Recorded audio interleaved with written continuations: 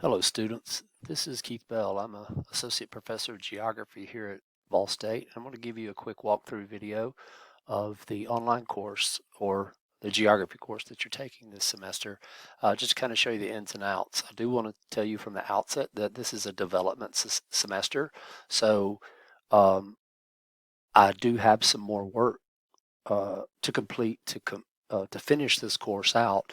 I've got a good bit of it complete right now, and I don't think you will notice the missing, discussions and quizzes and things like that. Probably being able to get it done in the next couple of weeks, but just wanted you to know that there is ongoing construction, if you will, with the course. This is your home page. Don't worry about the section number. This is one I teach. But let me actually show it to you in the student view real fast, so you see what it looks like when you open it up. But this is your home page, a basic welcome for me, or if you have an adjunct to Dr. Garrett Harper is one of our adjuncts, so he'll teach as well this course. But wanted to show you again a few things that are in here to keep in mind. So this is my contact information, but if you have one of the other instructors, that will be updated with whoever your professor is, that the new textbook I'm using is a 6th edition of Globalization and Diversity by Price et al., and that any other news that'll pop up during the semester will be on this front page. Wanted to show you that if you've received an email, there'll be a little orange dot like here over the spell. This is just a highlight to tell, things that have been created or, updates to the course, things like that. But if you see the little orange over the envelope here, it means you've gotten an email from someone. And I tend to send a few emails during the semester out class-wide, or maybe I'll specifically send you an email regarding maybe some issue that maybe you're having with an assignment, or if you've responded to me or sent something to me, I'll respond to you in that way. Let's keep all of our email within the eLearn system too. Let's look at the content real fast.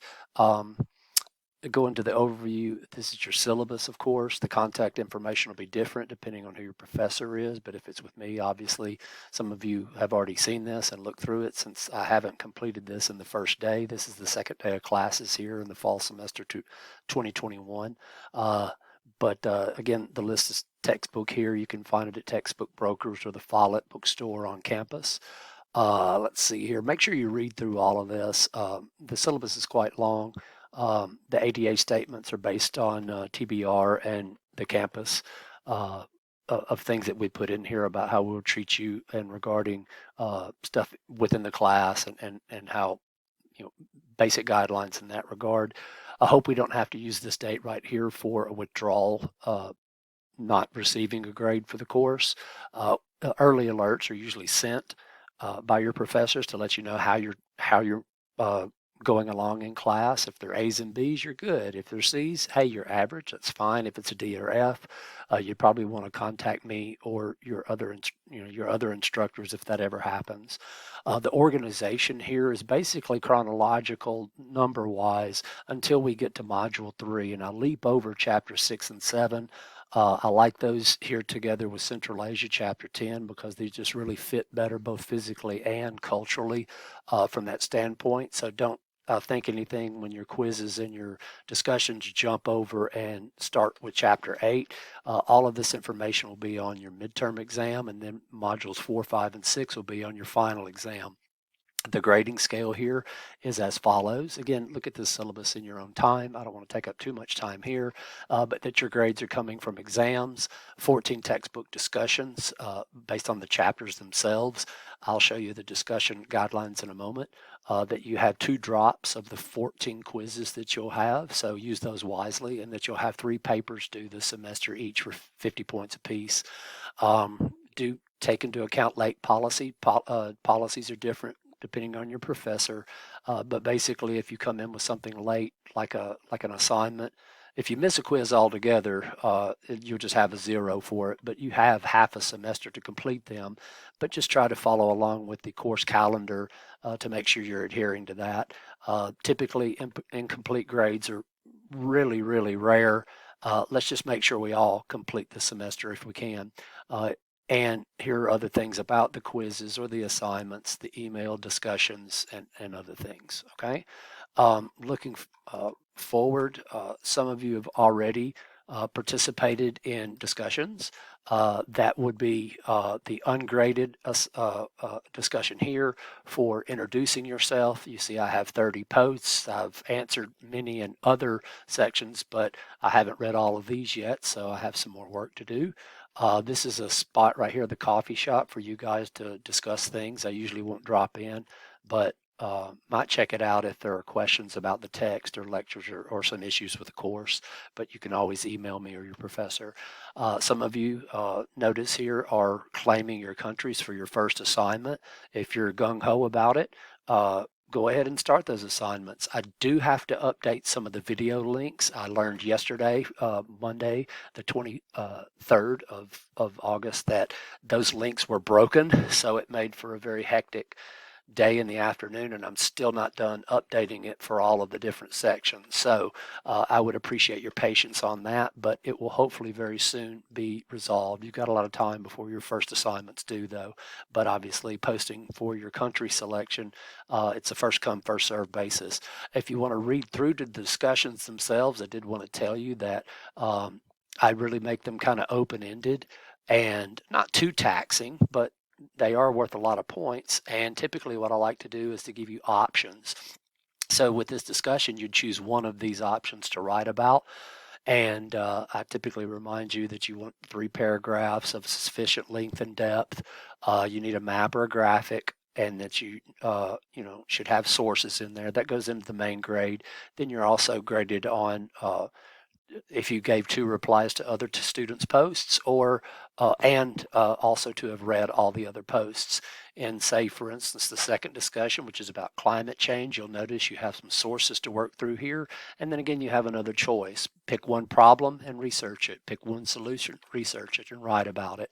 The hope is, of course, is that by randomness, that we'll cover a lot of these topics in here, like back in the first one here from population pyramids, HDI, globalization, or whatever. Okay. So moving forward with that, let's take a look at your evaluations. Your Dropbox here has your 3 assignments. Note that these are links. So if you'll click on these, they will show you or describe what you're trying to accomplish in these assignments. There's writing involved with all of them, and that there's a rubric associated with it, and that there are attachments. So if you don't really know how to write a good thesis statement, which is the basis of a good foundational paper that'll lead you to a logical end, you need to work on that. Use this document. There's a template for how to build the paper and organize it. And this is your data set for population. You're going to build a population pyramid. In the instructions also, it tells you that you'll need to go to Wikipedia to find the data set for the climograph that you'll build. Again, that's the first assignment. And there are 3, and so this one's due on September 22nd. The second one, again, with descriptions. Here's Google Earth, October 27th, with the cartography map, choropleth map that you're going to build, due much later in the semester before the Thanksgiving break. And again, here are the attachments. I have tutorial videos for all of these that will be up very, very soon again, and you can go at your own pace on those. As to the quizzes I'm writing all new questions for. So quiz 1's ready to go right now. These will be, you'll have 2 opportunities to do the first couple of quizzes, but since I'm only building, just a finite number of questions, after that you'll only get 1 chance on all of these. This is from the previous semester when there were literally dozens and dozens and dozens of questions to choose from. So I will be changing that, but you'll have a couple of opportunities for quizzes 1 and 2. Hopefully I'll start getting those uploaded here very soon, within the week, for numbers 2 and 3, and again, staying ahead of you through the semester. Finally, let's take a look at your course tools as we go across through here, and look at the calendar, and make sure you get your calendar down so that you know the due dates and when things are coming. So you're reading chapter 1, your first discussion for the semester is going to start tomorrow. I will be a little lenient on the first one, but remember that I have designed that first discussion where you don't need your textbook necessarily to finish it. You can just do all your research online and complete that, because I know some of you are waiting on disbursements of funds to be able to get your textbook, and sometimes it takes a while if you're getting it through the mail. So that one was designed for you. And again, I'll go leniently on this one, but as we start to get further into the semester, like into September, then you'll see that I'll try to hold hard to those. So say for discussion 3, I'll expect everyone to have posted their original 3-paragraph discussion on that day. You'll have the next 2 days in which to answer and read all the other ones and reply to at least 2 of them. It'll close on the 3rd day, and typically I like to look over those over the weekend, and I'll usually issue grades at that point. Okay, so really a 3-day window. So when it says it's closing at the end of the 10th, you can still get in there and do stuff. So if you get up really early Saturday morning and get it done before I get in there and start grading it, fine, you'll get the grade. If not, then if you receive a 0, then that is the grade. There is no makeup for this. Okay. So look through all of these and you'll see the due date. So try to adhere to this and keep up if you can. Finally, if you look in the content area here, I will have video tutorial up for you.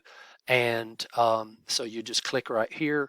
And for this particular section, I do have the new videos uploaded so you can see how to build the population pyramids and climographs for the first semester, first assignment.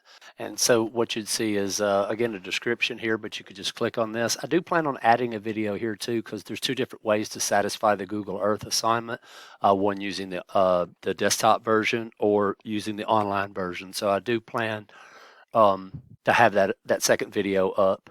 And these things change semester after semester, so just double check everything. But that's where you'd find those videos. One other thing here with the maps that you'll use for your quizzes, look here in the getting started. This is pretty important because these are free points for you. If you'll click this and download, print this list, you'll have all of the map items that you'll see. And let me say, there are map packets in each of the modules, but you need this to know what to put on those maps. But if you'll go to each module in turn and find the map modules, notice it says 5E, but now the maps haven't changed to 6E, so I should update that for the 6th edition. But the point being is that once you print these off, label and print them off, these are the exact maps that you're going to see on the quizzes once you take them. So of the 25 questions, you'll see, let's see, 9 of them are map questions always. So those are really easy to do with one honor code question. So 10 of the questions in the 20-minute time period that you have can be answered very quickly. So if you answered all those in 2 minutes or less, then that gives you much more time to deliberate on the other 15, which are multiple choice questions from the textbook.